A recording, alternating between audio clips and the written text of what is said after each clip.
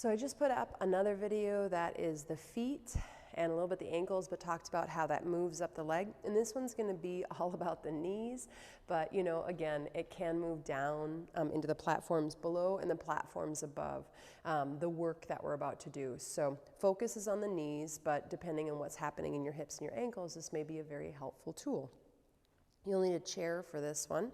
We visited chair against a wall space, and we held that to try to strengthen our quads. And now we're going to take that motion, that into motion, right? So you're going to go ahead and you're going to start near the chair. I like to walk my legs back to the chair. I don't have a chair on wheels. Please do not have a chair on wheels. I like to walk back so my legs touch it. I can know I'm near the chair, but my brain and my nervous system might still be like, whoa, whoa, we might fall. And then if we're doing all of these kinds of things, we're not able to focus as much on the legs, right? So I'm going to step into the chair so I feel it. I'm going to walk just a little bit forward. And then I'm going to go ahead and I'm going to start to come down like I'm sitting down in the chair. But as usual, I have specific ways to do that, right? I'm going to start to bend my knees. I'm going to look at my knees and make sure my knees are tracking directly over my second toes or straight forward, right? I kind of round my body down and pull my body. I'm in cat in my low back. I talk a lot about the cat-cow positions. And I try not to plop. I try to control that. Now to come up, we're going to reverse that. I'm going to move a little forward to the edge of my chair. I'm going to have my heels behind my knees, and hopefully without momentum and pushing myself up, although if I need to do that in the beginning, I do that. I'm going to come forward a little bit, just rounding, pulling my belly back towards my spine. I'm going to try to shift my weight into my heels, and then I'm going to slowly try to just stand up. And for any of my friends who are like, well, this is nothing, I can do this, just, it's the slowness and the refinement, right, to find this stuff so that when we do start to move in stronger ways or faster ways, hopefully it's already set in there. The muscle knows this pattern and takes it. It's kind of like playing scales in music is what I liken it to. So against the chair, I'm going to walk just a little bit forward. I'm going to go ahead and pull my belly back into cat, my belly towards my spine, I could say. I'm just going to let my arms drape down. Weight is in the heels. Knees are moving straight forward. I move forward. I move my heels back a little bit, however much I need to in my body.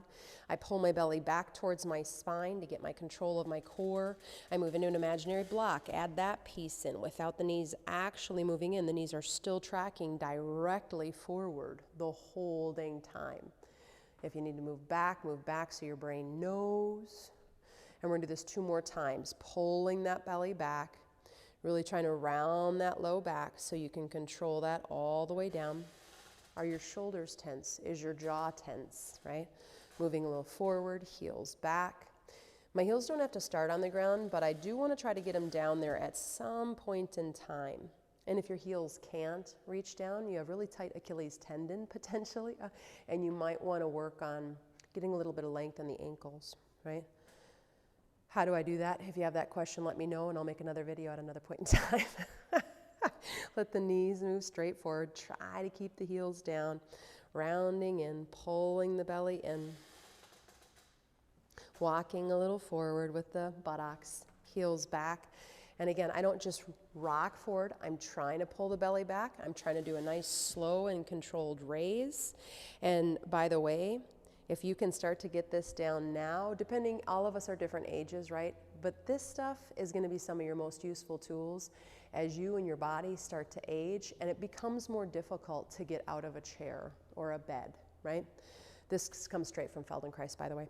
And you might step a little forward and let those knees move straight forward. I have a little more refinements than Feldenkrais, just to play with a little more muscular conditioning, I guess I would call it. Now, go ahead and just come to the end of your chair.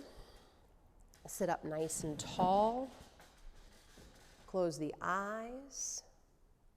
Notice where you feel the effects of that movement in your body. My hope is that the quads feel it, and particularly, maybe, we feel it in the quads as they run down into and through the knee.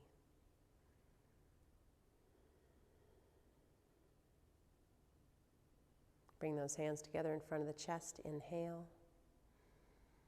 Exhale, bow the head in. Take a moment there of gratitude. Namaste. Be well, friends.